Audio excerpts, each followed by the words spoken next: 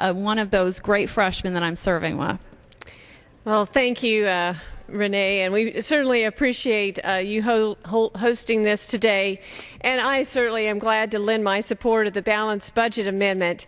And you know, it goes back to my childhood, and I've shared this before, but I wanted to share this again because this is what I grew up with, and I believe it's what most Americans grew up with.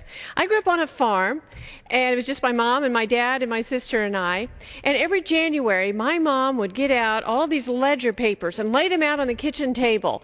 That was before the days of computers. And each page represented a month. And she and my dad would spend days literally charting out the cash flow for our farm for the rest of the year.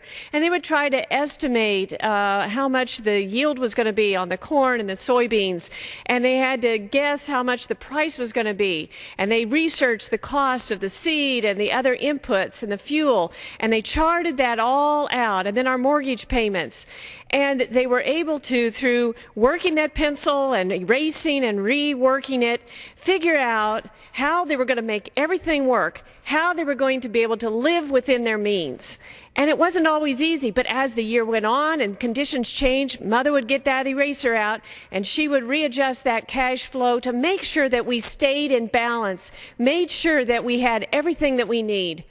And that's just common sense. That's families balancing their budget. I carry on that tradition. I do it. And people all over the Missouri's 4th District do it. Families I talk to, they say every year, we balance our budget. How come Washington does it? Every small business I visit with says, we balance our budget. How come Washington does it? Every farmer and rancher I visit with says, we balance our budget. How come Washington does it? We have got to start taking the common sense from the people and apply it here in Washington. You know, even the states, they certainly are one up on us here. 49 out of 50 of the states have a balanced budget amendment. They live within their means. Yet Washington thinks they don't need it.